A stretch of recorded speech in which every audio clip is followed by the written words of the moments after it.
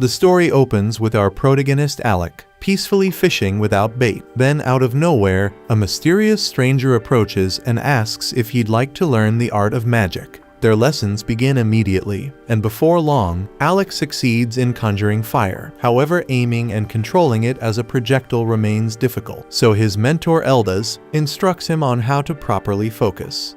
Eldaz instructs him to imagine the sensation of striking his target, and also tells him to picture the friends he'll have one day. Sooner or later, those companions will find themselves in danger, and Alec will need to step in and protect them with his magic. That idea works wonders since Alec strongly desires to shield the ones he loves. So Eldaz tells him to hold on to that feeling while inhaling deeply. At last, Eldaz tells him to open his eyes and let the spell fly, and Alec successfully launches 2 fireballs. Overjoyed, Alec grins ear to ear, and Eldaz commends him for the progress. Alec admits that today's spell was particularly hard since it took most of the day to master, but Eldaz reminds him that ordinary people need an entire month to reach the same level. Alec is pumped to learn a new technique, but Eldaz decides not to push him too far, knowing it could weaken the overall training. To cool off, Eldaz suggests they wind down with more fishing. Alec complains, saying he finds fishing boring and can only think about learning more magic. Trying to ground his eager student, Eldaz tells Alec that he's a gifted mage by nature. Even without someone guiding him, he believes Alec will grow into an exceptional mage, like the river that flows without resistance. Eldaz tells him to let destiny guide the rest. That leaves Alec wondering why Eldaz chose to teach him in the first place. Eldaz seems unsure how to answer, but before he has to, he's saved by catching a fish. And despite being a brilliant magic instructor, Eldaz is hilariously bad at fishing, so Alec steps in to help reel it in. The moment lightens the mood, and they share a laugh before calling it a day. By the following morning, Alec returns to his training. The new magic formula is tougher than the last, but Eldaz encourages him, saying he's more than capable. The days go by with Alec learning a fresh spell each and every day. Still, it's not all study and effort. One day, the two find themselves in a snowy showdown thanks to magic-fueled snowballs. But the peaceful days aren't meant to last forever, and eventually, Eldaz reveals that he'll soon be leaving the capital. Alec feels crushed by the news, knowing this means they'll likely never meet again, and Eldaz clearly feels the same. But even now, Eldaz still has advice to give. He warns Alec that if the opportunity ever comes to join the Imperial Court as a magician, he should turn it down. Alec doesn't understand the reason, but what he truly wants to know is why Eldaz taught him magic in the first place. Eldaz hesitates, emotion showing on his face, but he manages a gentle smile and says it was because Alec's mother helped him long ago, back when she was still alive. Those end up being Eldaz's final words to his student, leaving Alec silent and shaken. Years pass, and Alec, now a grown man, is attending the Royal Academy of Magic. He never forgot the teacher who changed his life, and in his search for answers, he discovers that Eldaz once graduated at the top of his class. He did become a court mage, but for reasons unknown, he was later exiled. Alec realizes now that this is likely the source of the sadness that always lingered in Eldaz's eyes. With this in mind, Alec makes a bold decision. He sets his sights on reforming the structure of the Imperial Court. To repay the debt he owes Eldaz, Alec swears to make a difference, and that begins by becoming a court magician himself. Time skips forward, and Alec has achieved his goal. He's now serving as a court mage, but that changes quickly as Prince Regulus announces Alec's dismissal. Regulus questions whether Alec even understands his own duties. Alec replies that his role is to assist the prince using his magic, but Regulus clearly has something else in mind. He presses further, asking if Alec fulfilled that role during their last mission, but Alec has no answer. The prince explains that he, as a warrior, leads from the front because that's his role, and their shield bearer Ix blocks attacks without hesitation because that's his role, and their mage Lenny uses flame spells to push back monsters because that's her role. But Alec, by contrast, has only ever used buffs and defense spells. Regulus says that's not enough, not for someone carrying the title of court magician. He questions whether Alec only holds the position in name. Alec admits that he's stuck to support magic so far, but insists there's a valid reason for it. Regulus isn't interested in hearing his side. He interrupts and tells Alec to just admit that all he knows is basic support magic. Then he calls him pitiful for pretending he's more than that, and the others jump in as well. Lenny mocks him, saying he's always warning the team not to go too deep into the dungeon, when really in her eyes, he's just scared. Alec is stunned by the words coming from his former teammates, but Lenny tells him that she was simply keeping quiet until now. It was the king who placed Alec in their group. But they've reached their breaking point. None of them are willing to hold back anymore, and they're tired of dragging someone like Alec along while tackling dangerous dungeons. Regulus says he'd heard Alec was top of his class at the academy, but it's obvious now that he's incapable of doing anything unless someone else steps in to help. Alec begs them to let him explain, but Regulus catches sight of something tucked at Alec's side. It's a dagger, and that alone sets the prince off. He snatches the weapon from Alec and reminds him that he gave a direct order forbidding commoners from carrying arms. Alec tries to explain that he brought it for the next floor of the dungeon because they'll need it, but Regulus has no interest in hearing excuses. He declares that no one on his squad is allowed to take independent action, and he says that this is exactly why he opposed bringing a commoner into his party in the first place, and he regrets not fighting harder against it. Regulus then grabs Alec by the shoulders, tears the official robe off his back, and tells him he doesn't deserve to wear it. He's done arguing, and all Regulus says now is that their team has no place for someone like Alec. So he orders him to leave, and Alec stands there frozen. Later that night, Alec buries himself in study, determined to learn everything he can about the dungeon. He uses magic to flip through multiple books at once, reviewing floor layouts and magical data with precise focus. He compiles a full breakdown of the threats awaiting on the 30th level, and concludes that Regulus's team doesn't have the magical capacity to make it through. His conclusion is based on monster strength, terrain difficulty, and the known failure rates from previous attempts. With their current group setup, Alec is convinced they won't make it out alive. Alec wishes things had turned out differently, and he genuinely tried to be of help, but in the end, he just couldn't earn the prince's trust. Just as he's about to give up, Alec realizes there's still one option left. He knows Regulus won't hear him out, so he decides to approach the king himself.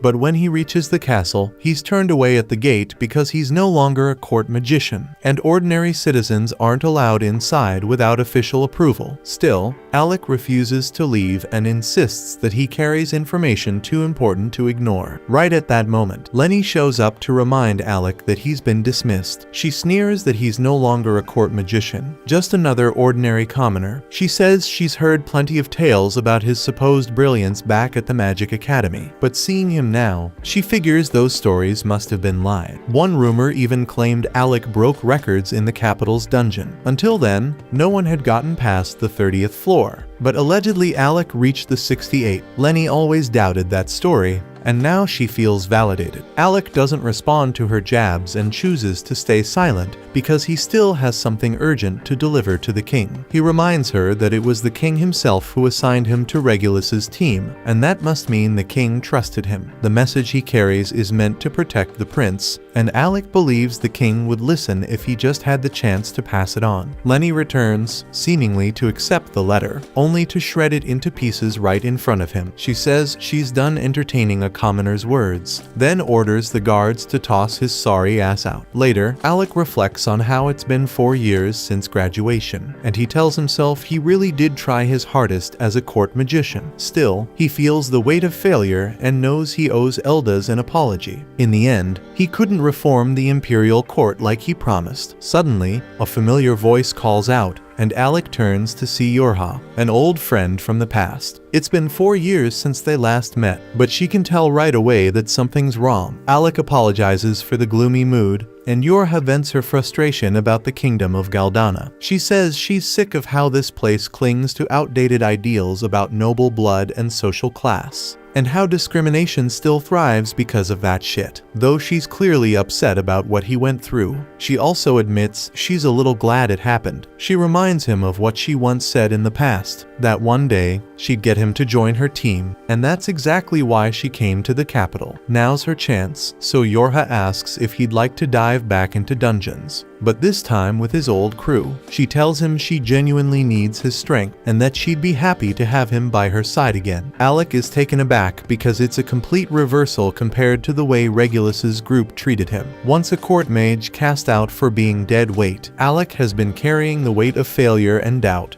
But thankfully, Yorha pays no mind to any of that. She sees through his self-doubt and reminds him he's far more than who he believes he is. She tells him she doesn't need anyone else, only him. Her words hit deeper than she realizes, and then she reveals something more. Her party made a pact. One day, they'd all come back for him. She doesn't want to pressure him if he has other plans, but her sincerity has already reached him. Alec agrees to rejoin, and Yorha welcomes him back to their rank squad. Later on the cart, Alec dreams of a conversation from the past when Eldaz warned him not to become part of the court. Yorha asks him if he's okay, and Alec just replies that his old mentor had been right about something after all.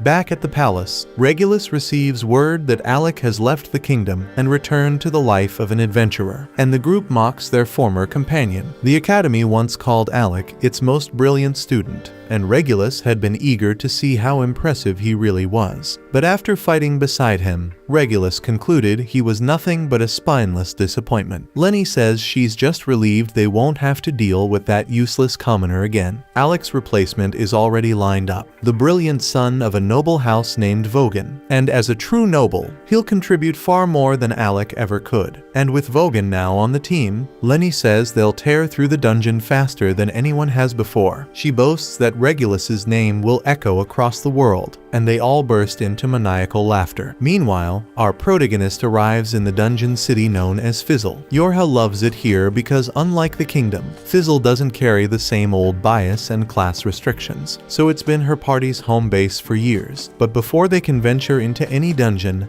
Alec has to officially register as an adventurer. That part is easy enough, but a new obstacle appears. In Fizzle, no adventurer is allowed past floor 30 of any dungeon without a special permit, and that pass is only granted after 2 years of being a guild member. And since Alec just signed up, he doesn't qualify, which means for now they'll have to wait 2 years. The two decide to rest for a bit, and during their break, Yorha explains that her team has already made it down to the 52nd floor of their current dungeon. She wants Alec to be part of that progress, but waiting 2 whole years isn't an option. Instead of fixating on what they can't do, Yorha chooses to focus on what they can. She reminds Alec that lower dungeon levels don't require any passes, and that there should be plenty of places for them to practice. After all, they're adventurers, and in a city built around dungeons, they've got no shortage of opportunities. Soon after, the two are locked in combat on the 2nd floor of one such dungeon. Yorha casts a strengthening spell on Alec, and he quickly cuts down several of the giant wasps surrounding them. But suddenly, Yorha feels uneasy. She had planned for this outing to be an easy warm-up, yet something feels off. She blinks, thinking her eyes might be deceiving her, as the swarm around them multiplies at a shocking rate. But Alec confirms it's no illusion. The insects are furious, and from their behavior, he concludes that their nest has been disturbed. Yorha then conjures a magical barrier to draw the swarm's attention, but Alec urges her not to push ahead. She surprises him, saying she's got this under control. Normally, Alec could handle monsters like these on his own, but Yorha can tell he isn't performing at his best. She knows his potential, yet something seems to be weighing him down,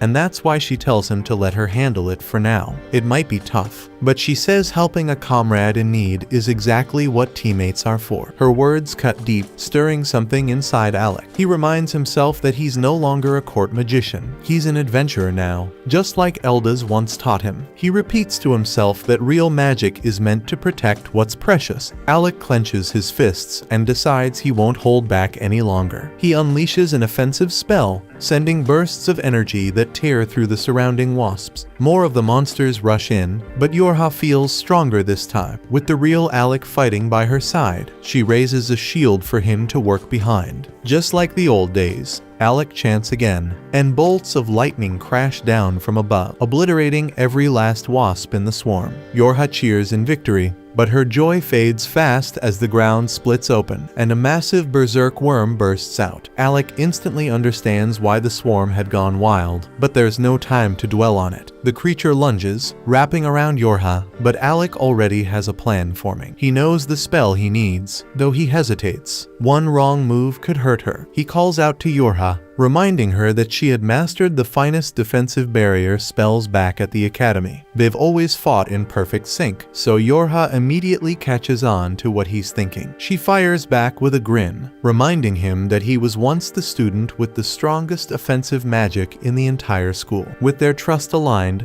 Alec unleashes his full power. He chants the name of his attack, Sacrifice Blaze, and releases a torrent of searing flame that engulfs the monstrous worm. Yorha braces behind her barrier as the firestorm consumes their foe, and when the smoke clears, the two stand triumphant amid the ashes. Alec tells her that he always had faith in her, and Yorha smiles, saying he's still the most powerful mage she's ever known. The scene then shifts to a memory from their academy days. Their party is locked in combat with a raging dragon, one fierce enough to wield 5 elemental powers in succession. The fight turns grim, and Yorha is nearly spent after shielding the team from the creature's relentless barrage. Just as the beast prepares to finish them, Alec steps in and obliterates the dragon with a single strike. That moment would go down in history. The day Alec's team conquered floor 68 of the Royal Dungeon. Proving that the legendary story was true, their group erupted in celebration, swearing that they'd stay together no matter what came next. We then cut back to the moment right before graduation, when Alec was part of an elite group of students admired throughout the academy. The team consisted of Ornest, the gifted warrior, Kraja, the sharp-minded healer mage, Yorha, the expert in support magic, and Alec himself, the academy's strongest attack mage. On the day of their graduation, the four had just shattered the academy's long-standing dungeon record, making it all the way to the 68th floor, securing top honors and fame across the entire academy.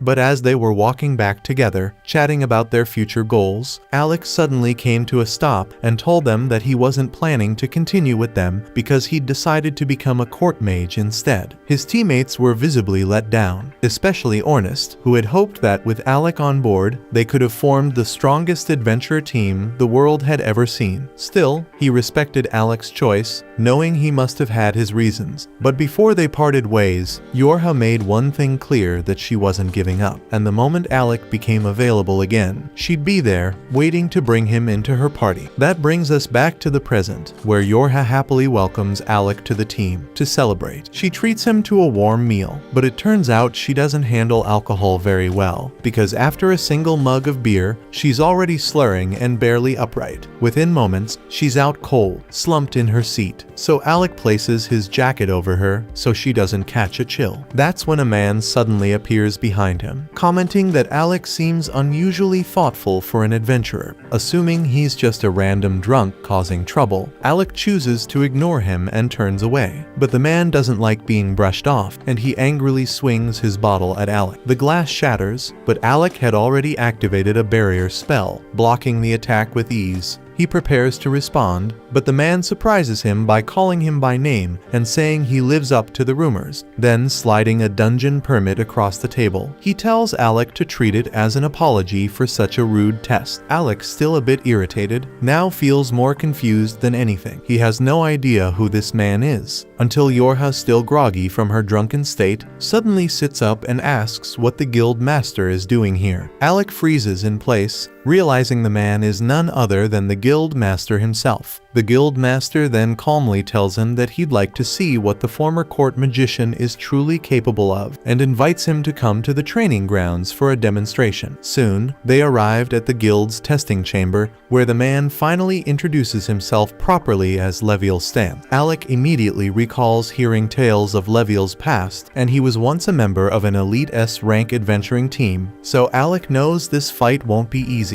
Still, he's thrilled because he sees this as the perfect opportunity to sharpen his edge before stepping into a real dungeon. As soon as the match starts, Alec opens with a thunderbolt, but Leviel swiftly dodges and retaliates with a slicing water slash. Alec quickly realizes that ranged magic won't work well in this fight, and he'll have to go in close if he wants to stand a chance in this duel. But before he can get close, Leviel activates body enhancement spells, dramatically boosting his speed and strength. He moves so fast that Alec struggles just to follow him with his eyes. And when Leviel finally attacks, Alec manages to throw up a barrier just in time. But even with the shield, the impact sends him crashing into the wall. Yorha flinches in concern, but Alec soon gets back on his feet, assuring everyone he's alright. He admits the speed caught him by surprise, but now that he's experienced it once, he starts thinking of ways to react to it. Then, a grin forms on his face because he remembers that back when he served the prince, he was forbidden from taking initiative in combat. But now, as an adventurer, he has no such restraints, so he's not just limited to dodging and support spells anymore. Channeling his magic into his staff, Alec reshapes it into a glowing blade and charges straight at Leviel. In response, Leviel fires off another water slash, but Alec slices through it with ease, closing the distance. Leviel's impressed, but he doubts Alec will be able to do the same once he starts throwing punches. He strengthens his body even further and darts toward Alec again. But this time, Alec is ready. Just as Leviel gets into striking range, he triggers a hidden thunderbolt spell that explodes right in his face, stunning him long enough for Alec to land a direct strike with Magic Blade. Leviel stumbles back, genuinely surprised that Alec managed to break through his defense. He finally understands why Yorha always speaks so highly of him, but the test is far from over. With a smirk, Leviel activates the ancient artifact in his possession, and then massive, glowing gauntlets form around both his arms, and one swing from them slams into the floor and leaves a freaking crater behind. Alec instantly understands that taking even one hit from those gauntlets would be catastrophic, so he knows he has to tread carefully. Still, he refuses to back down and casts another thunderbolt spell, but this time the effect barely slows Leviel at all. The artifact Leviel activated has a secondary effect. It gradually regenerates his wounds. That means the longer this fight drags on, the slimmer Alec's chances of winning become. Realizing he has to stop Leviel from healing, Alec keeps up the pressure, launching rapid strikes. But none of his hits are landing because Leviel's speed and movement are too precise. Frustrated, Alec taunts him, asking if he's too afraid to face him head-on. The jab works, and Leviel swings back hard, losing his precision and exposing himself just long enough for Alec to slash him across the stomach. It's the opening Alec was hoping for, so he's finally landed a solid hit, but he knows it'll take far more than that to defeat Leviel. Leviel charges in again, and Alec throws up a barrier, but the punch blasts through it, shattering the shield completely. Even so, the impact slows Leviel down just enough for Alec to drive a spell-boosted strike into his chest. Leviel is not willing to lose, so he slams his fists down with a devastating hammer blow, kicking up a giant cloud of dust that covers the field. Yorha starts to worry that Leviel is going too far for what's supposed to be a test, because that last hit looked like it should have knocked Alec out. But then Alec appears behind Leviel and lands one final blow before his wand breaks, and he collapses. Yorha runs to check on him, and Leviel admits he may have pushed things too far, and he declares Alec the winner. As Yorha starts treating Alec's wounds, Ornist shows up after getting tired of waiting, and is shocked to learn that Alec had just fought Leviel. He tells Leviel it was a bit much to use his strongest weapon in a sparring match, but Leviel says that things got intense, and he lost himself mid-fight. Now that he's seen Alec fight, Leviel is sure he's ready to enter the dungeon and hands over the dungeon pass. The test didn't go how anyone expected, but Ornist still congratulates Alec for passing. Since Alec is still unconscious, they carry him back and let him rest on a couch. By now, everyone knows what Alec went through as a court mage, and the fact that he lasted as long as he did is nothing short of incredible. The palace was packed with snobs who couldn't stand the sight of a commoner in their ranks, so Alec must have fought with everything he had just to hold his ground for this long. Right then, the receptionist bursts into the room, urgently calling for the guild master with some bad news. Leviel quickly tells the group he has to take care of something and asks them to stay behind and look after Alec while he's gone. Before leaving, he warns them not to go anywhere near his alcohol stash, especially not to touch the rare bottles. The moment Leviel steps out, Ornest casually strolls over to the liquor shelf and grabs the most extravagant-looking bottle he can find, grinning to himself, just to mess with Leviel later. Then, turning serious, he asks Yorha to tell him the full story behind Alec's time as a court mage. Up to this point, he's only heard vague bits and rumors, and what he hears stuns him. Alec's job was to serve as the prince's personal protector, but he was banned from carrying a sword or using any magic that could outshine the prince. He was even ordered to carry supplies and manage the inventory during their travels. And the worst part was that after being forced to rely entirely on support spells, the prince had the nerve to call him useless for not using attack magic. That last detail throws Ornest off, and he always thought Alec specialized in offensive magic. Yorha confirms that's true. Alec specifically went out of his way to learn support spells just to stay on the prince's good side, even though it didn't suit him. Hearing all that, Ornest is furious. The mistreatment Alec endured is far worse than he expected, and the second Alec starts to stir awake, Ornest doesn't hold back, and he tells him they should forget about the dungeon for now and go teach that spoiled prince a lesson he won't forget. But Alec, still groggy, calmly tells Ornest to let it go. He admits it still bothers him, but not to the point of seeking revenge. Ornest offers to go beat the guy up for him,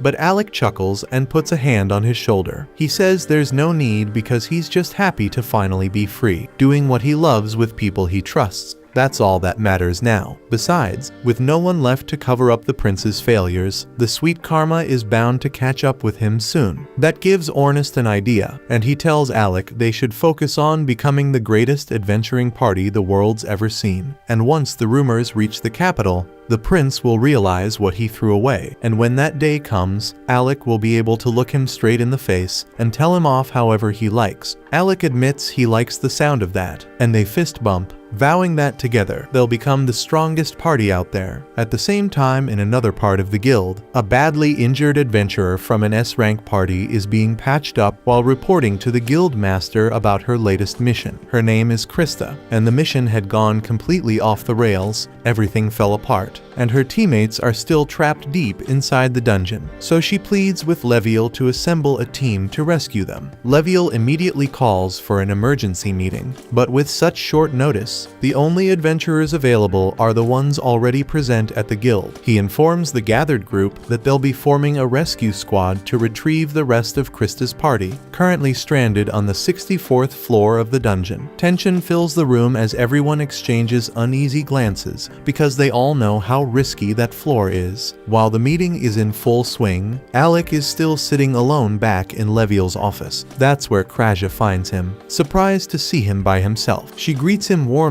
and asks how he's holding up, but judging by the bruises and cuts all over his body, the answer is obvious. She asks why he isn't in the meeting, and Alec quietly says he didn't want to intrude. Everyone else attending is a rank, and he still doesn't feel like he belongs among them. Without saying a word, Kraja raises her hand and casts a healing spell, restoring Alec's injuries. Then she looks at him and gently reminds him that no one in this guild sees him as an outsider. While he worked at the royal court, Alec had gotten used to blending into the background, never speaking up, never standing out for fear of offending arrogant nobles. And even now, he struggles to shake off those habits. Even if things are different here, Kraja sees the weight he's carrying, so she reaches out and softly pats his head, telling him she's always around if he needs someone to talk to, and the gesture lifts his spirits more than he expected. Moments later, Ornest and Yorha return. Ornest looks fired up as he tells Alec they've just been handed the perfect opportunity to explore the dungeon. He fills him in on the rescue mission and adds that the area they're heading to is nicknamed the Tank Killer, and the reason is that healing magic is completely nullified inside. The only way to recover is with potions, which means survival is much harder. Alec is surprised Kraja agreed to a mission like this, considering how much she relies on healing spells, but she admits she's not exactly thrilled about it. In fact, she hates everything about that place. She only gave in because Ornest wouldn't stop insisting that it'd be the perfect first mission for the new team. Alec starts to doubt whether he's even strong enough to help, but Yorha shuts that down immediately. She tells him that he's the key to the entire operation. His magic is what their strategy depends on, and without him, they wouldn't stand a chance.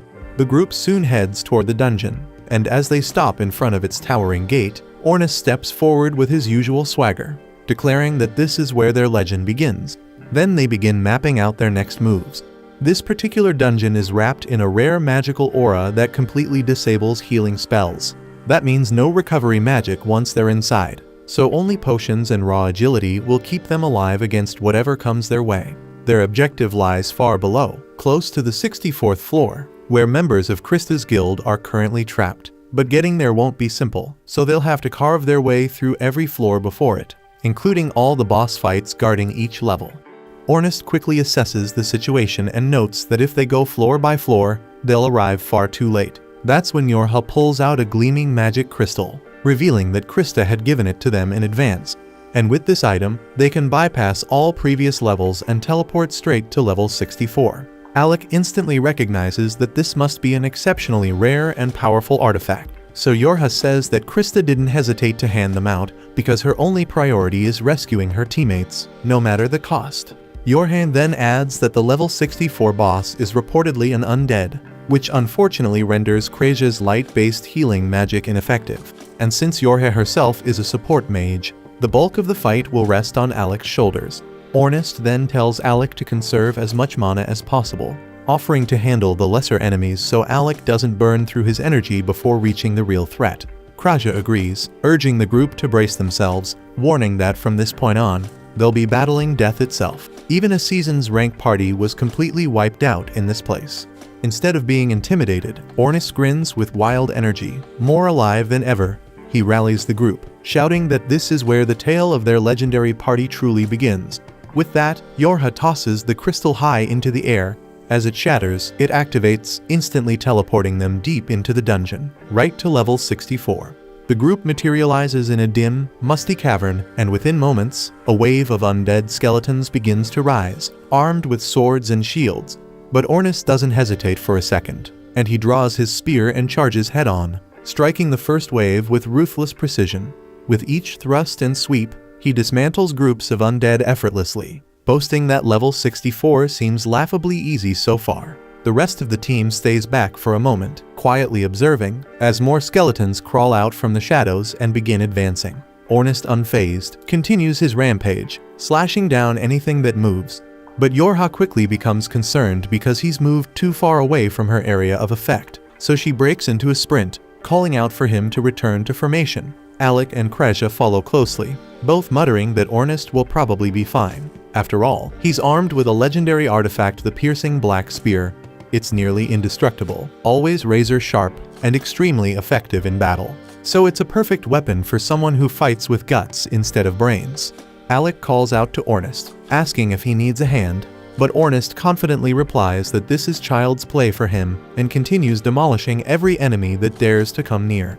Alec chuckles and keeps walking alongside Krasia, when all of a sudden he senses something unusual behind him. Trusting his instincts, he fires off a lightning bolt over his shoulder.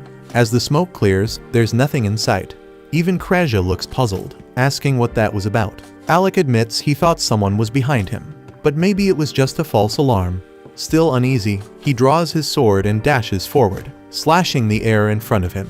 His blade clashes with something invisible, which suddenly reveals itself as the Grim Reaper. Ornus grins and comments that Alec's not as out of shape as he assumed, adding that he sensed the invisible enemy earlier but couldn't deal with it himself. The Grim Reaper retaliates, pushing Alec back with a strike, but Alec quickly recovers, deflects the blow, and retreats toward Ornus. At that moment, Alec understands that Ornus was placing complete trust in him, counting on him to handle threats from behind without needing to look back. It's a feeling Alec hasn't experienced in years, true camaraderie, and that realization ignites a surge of strength within him. He leaps into the air, brandishing his enchanted sword, and delivers a clean, powerful strike that cuts through the Grim Reaper, slaying it instantly. He then turns toward Yorha and asks if she had known about it too. She immediately apologizes for keeping it quiet, while Krasia jokingly tells him to blame Ornus, since it was his idea in the first place.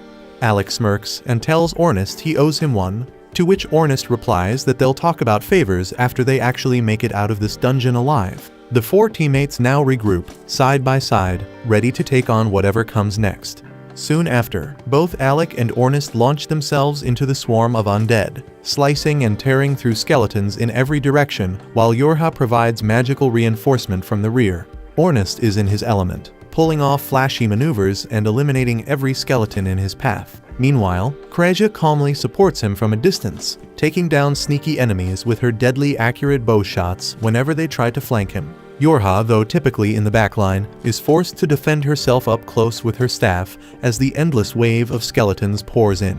Realizing the horde isn't slowing down, Alec calls the others back, shouting that he'll take care of the rest in one strike. Without hesitation, the party quickly gathers behind him, so Alec channels his power and unleashes a massive thunderbolt, engulfing the entire area in blinding electricity, making every last skeleton reduced to smoldering ash. Once they're in the clear, Ornest turns to Alec and casually asks why he's only been using his Thunderbolt skill, since back at the academy he used to wield several types of offensive magic. Alec quickly brushes it off and just says that Thunderbolt is the fastest spell to cast, so it's just more efficient in battle. Ornest raises an eyebrow, clearly unconvinced, but chooses not to push the issue as there's no time to dig deeper because they're on a mission. Suddenly, a monstrous roar echoes from the depths ahead, and they all instinctively assume it must be coming from the boss room. Ornest doesn't hesitate because the moment Yorha casts reinforcement magic, he blasts forward like a flash, running faster than Ishospeed himself. Alec watches in surprise, impressed by both Ornest's explosive speed and Yorha's magic boost. He and the girls waste no time and quickly follow Ornest through the tunnel toward the source of the noise. As they emerge into a wide open chamber, they spot Ornest perched casually on a rocky ledge, arms folded, observing a chaotic scene unfold below as a massive monster is chasing a panicked adventurer in every direction. Alec immediately prepares to help the poor guy, but Ornest doesn't move, muttering that the frantic mage down there is named Loki, a notorious troublemaker from a party called Rechroma. Kreja nods in agreement, adding that Loki might be obnoxious, but he's also a clever support mage.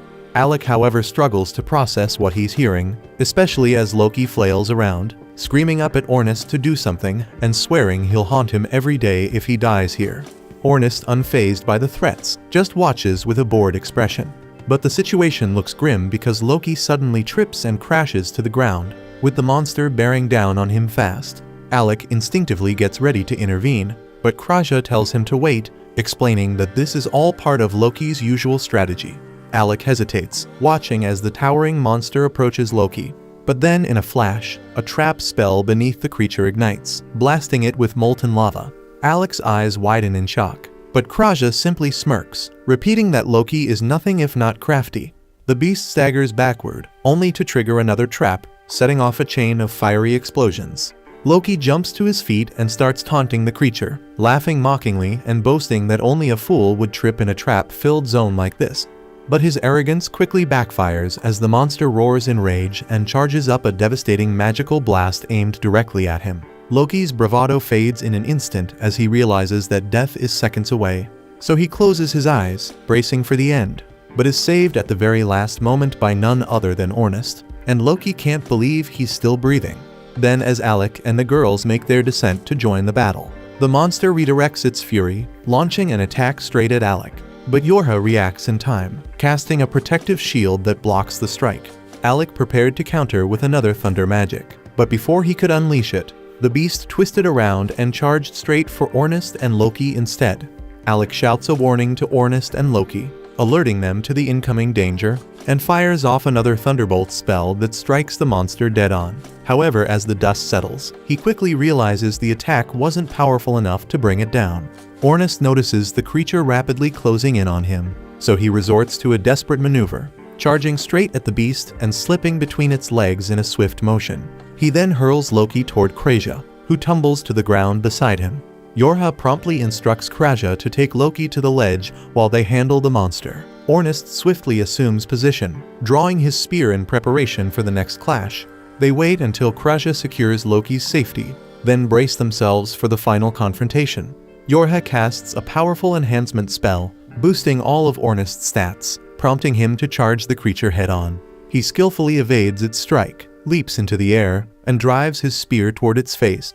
Yet the monster proves far more resilient than expected, violently shaking him off and flinging him to the ground. Yorha races to aid the fallen Ornest, but the monster attempts to crush him instantly. Fortunately, she casts her shield spell just in time to block the blow, giving Ornest a brief moment to recover. Meanwhile, Alec appears almost theatrical, conducting an unseen symphony as he summons 5 glowing magic circles around the monster.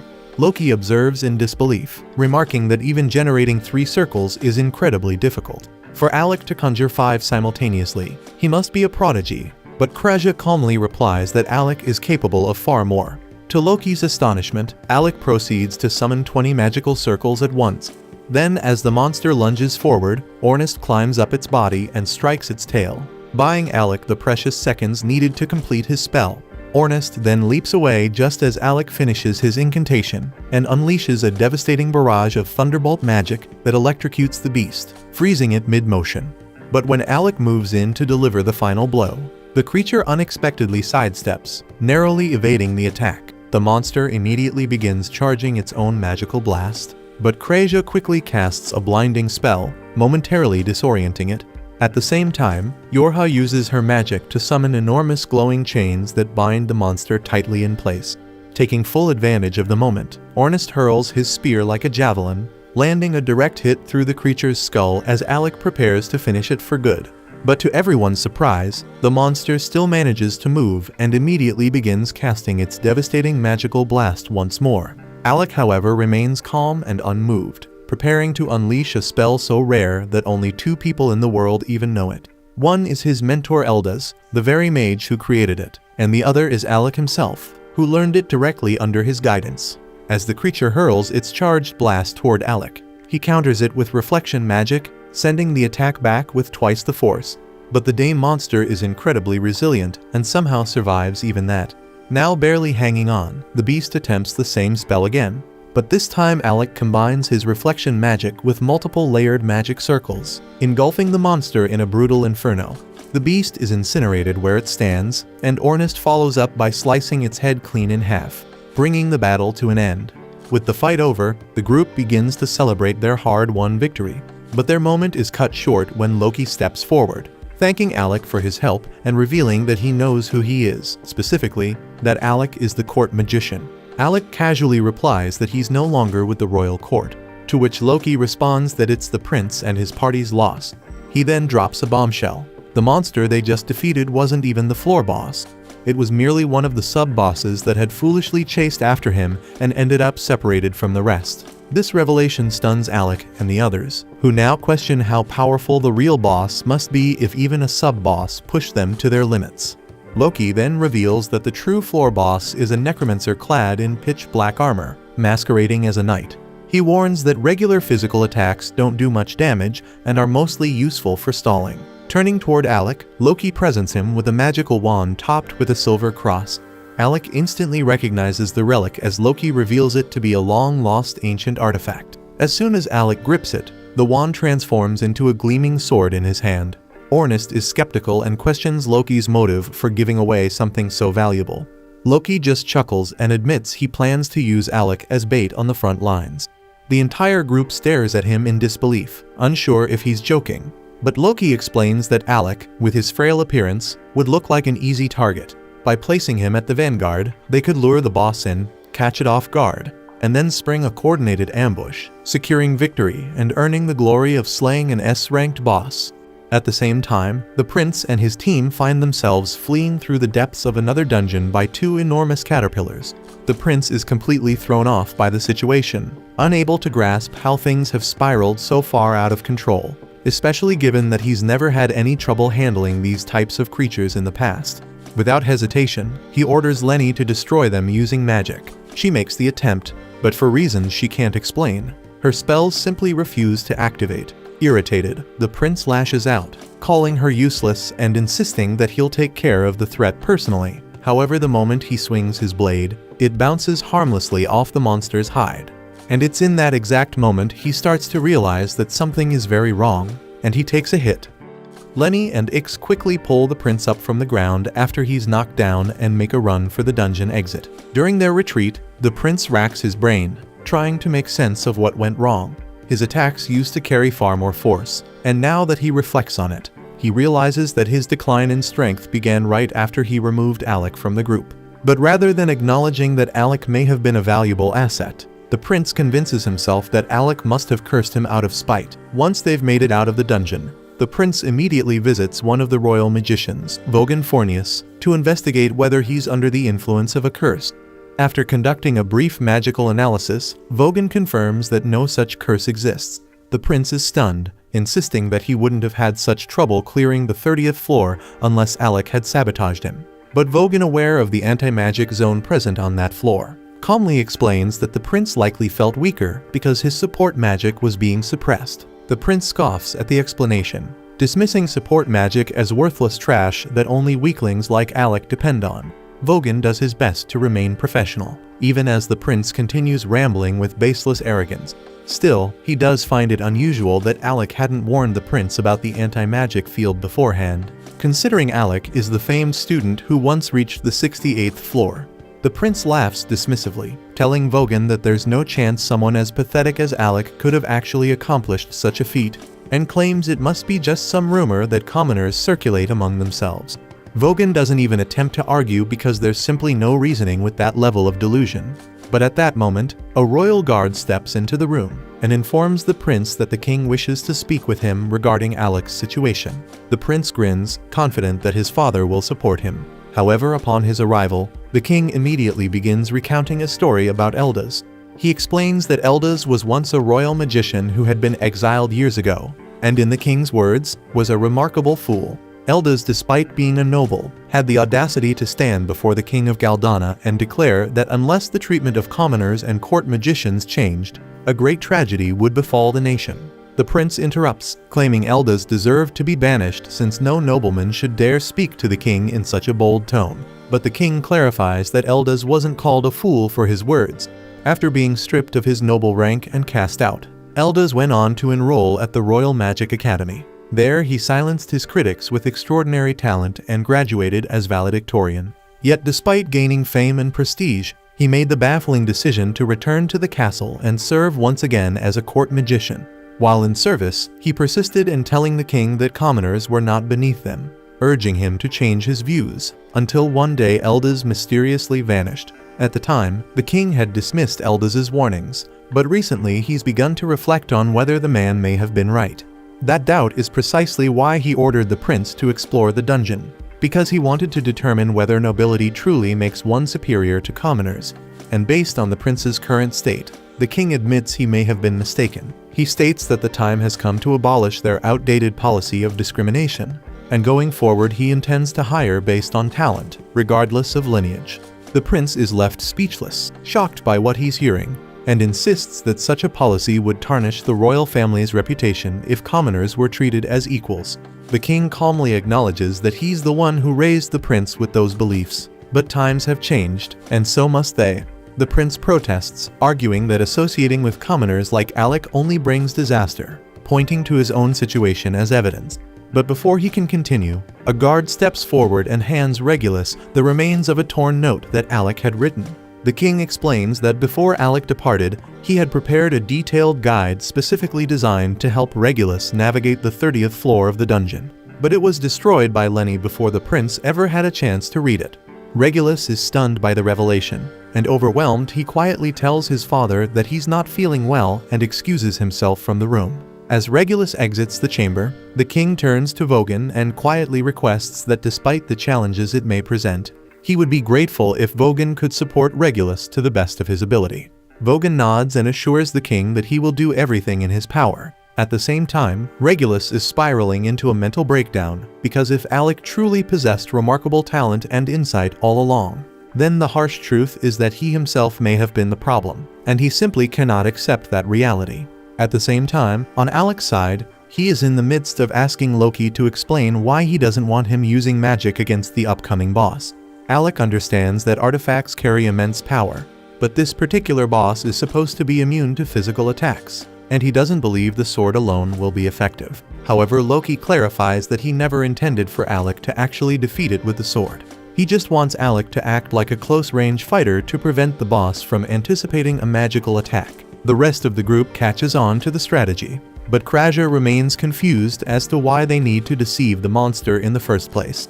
Loki then explains that this boss possesses intelligence equal to their own. Alec finds the claim hard to accept, and Loki understands the skepticism. Still, all he asks is for Alec to rely on his blade, at least until he gives the signal, and Alec ultimately agrees to follow the plan. With that settled, Loki turns to Kraja and says there's something he needs her assistance with. It would take too long to reach their allies on foot, so he intends to use teleportation magic. The only issue is that he doesn't currently have enough mana to cast the spell by himself, so he requests her support in completing the ritual. The group immediately panics upon hearing the words teleportation magic, since it's a closely guarded national secret, and even being aware of it could put them at serious risk. But given the circumstances, they decide to take the gamble, while jokingly agreeing that if it all goes wrong, they'll just blame Loki. As Loki begins drawing the teleportation circle and walking Kraja through the process, Alec takes a moment to pull Yorha aside and asks whether Loki is someone he can truly trust. Yorha admits that she personally doesn't care for Loki's attitude, but when it comes to serious matters, he's absolutely dependable. To back that up, she tells Alec that 2 years ago, Loki successfully led a large-scale raid on a high-tier dungeon, and due to his exceptional planning, the entire mission was completed without a single casualty. Hearing this, Alec decides to put his full confidence in Loki's strategy, and once the teleportation circle is finished, the group gathers together inside it. Yorha is in awe, witnessing real teleportation magic for the very first time. However, Loki informs her that this is merely a simplified variant, designed to transport them to a destination of his choosing. On that note, he gives the group a firm warning. They'll be arriving directly in front of the boss, so they need to be battle-ready the moment they arrive. With that, Loki activates the teleportation circle, and in the blink of an eye, they vanish from their location and reappear right in front of the other members of Loki's team, who are currently locked in combat with the Dark Knight. The two allies have done their best to hold the creature off, but despite their efforts, they've inflicted little damage and are now visibly running out of stamina. Luckily, Ornist rushes in just in time to cover their retreat. He engages the knight head-on, drawing its attention, and while the knight focuses on Ornist, Alec tries to land a sneak attack from behind, but the enemy reacts instantly, leaping into the air to avoid the strike. The knight then charges at both Alec and Ornist, while Loki and Kraja move quickly to assist Reuel and Marbel, helping them retreat to safety. The knight's armor is incredibly dense, and from what they can tell, there's no actual body inside it. But that makes no difference to Ornist, because he rushes forward again, striking at the knight. The enemy attempts to jump over him, but Ornist was ready for that and pinned the knight's cape with his spear into the ground, creating a perfect opening for Alec to sever the knight's head. As the heavy steel helmet crashes to the floor, Alec wonders if that was enough to finish it off. But in battles like this, things are never that simple.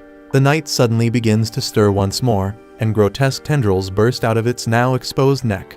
So it becomes clear that this is an undead headless horseman, and the creature they had slain earlier must have been its mount. For a brief moment, Alec gets caught up in his thoughts, and by the time he snaps back to reality, the Dullahan is already airborne and descending toward him with a powerful attack. Alec raises his sword in a panic to block the blow, and barely manages to withstand it. The monster is faster and stronger than before, confirming Alec's suspicion that it had been holding back earlier. So from this point forward, the fight is only going to become more intense. But luckily, he doesn't have to face it alone. While Alec is holding his ground, Yorha is continuously casting buffs on Ornist, and once he's fully charged, Ornist launches himself forward and lands a brutal hit on the knight, giving Alec just enough of an opening to knock the creature back. Alec is stunned by how resilient the knight's armor is, because if his weapon weren't a powerful artifact, it would have shattered long ago under the pressure of such fierce blows. Even worse, the fact that their opponent is undead means that no matter how many times they manage to knock it down, it will always regenerate and rise again. And speaking of which, the knight suddenly retrieves its severed head and reattaches it to its shoulders before unleashing a deafening shriek that rattles the entire battlefield, leaving everyone momentarily disoriented. Immediately after, it locks onto Alec and delivers a brutal kick with all its force, launching him backward at an alarming speed. Fortunately, just before he slams into the wall, Yorha casts a barrier spell that cushions the impact. She rushes over to check on him, and Alec reassures her that he's okay. He just hadn't anticipated the knight having such refined martial prowess, and if not for Yorha's quick reaction with a barrier, there's a real chance he wouldn't have survived that blow. With that in mind, he turns to Loki and asks how much longer he has to keep fighting using only the sword. Loki, still in the midst of completing his preparations, tells Alec that he needs to hold out for 5 more minutes. Easier said than done because Alec almost died a moment ago, and he's down to just 3 potions. Meanwhile, Ornest is struggling to stay on his feet, shouting for Alec to get his ass back into the fight. Together, the two press on, doing their best to keep the knight engaged until Loki's 5-minute countdown is finally up. With his setup complete, Loki activates a massive magic circle and begins laughing, drawing everyone's attention. The display provokes the knight into a panic, so it charges straight at Loki and slashes him across the chest. But that, as it turns out, was all according to plan, because the Loki it struck was nothing more than an illusion, and the grand spell circle was simply a decoy designed to lure the enemy into a carefully laid trap. In that instant, ice begins to crystallize beneath the knight's feet, while the real Loki observes from the top of a nearby tower. At the same time, Ornest triggers a teleportation trap, crafted earlier by Loki and Kraja, that instantly moves him behind the knight, giving him the opportunity to strike and push it forward. Just then, Marbell leaps down from an overhead arch, aiming a heavy downward slash. The knight narrowly dodges the blow, but this too was anticipated. Loki had placed another hidden ice trap that activates on contact, weakening the knight's movement speed with a freezing debuff. Realizing Loki is the mastermind behind the battlefield manipulation, the knight begins scaling the tower to eliminate him directly. Loki draws a magic blade to defend himself, but Rewell is visibly concerned because Loki doesn't have the raw power to stand toe-to-toe with the knight. Although he had Yorha apply a 7-fold strength amplification earlier, the strain on his body is immense, and he's barely holding it together. Still, while Loki holds the knight's attention, Yorha prepares and casts a high-tier binding spell to restrain it. The spell succeeds, but not before the knight lands a heavy strike on Loki, knocking him off the edge of the arch and sending him plummeting toward the ground. Yet, even in freefall, Loki remains calm and unfazed because everything is proceeding exactly as he envisioned. And as he falls, he looks over to Alec, and with a smirk, calls out that the stage has been set, and it's time to bring this battle to an end, and he happily agrees. That concludes this episode. Thank you for watching. If you want to see the next part, be sure to subscribe to the channel and turn on the notification bell.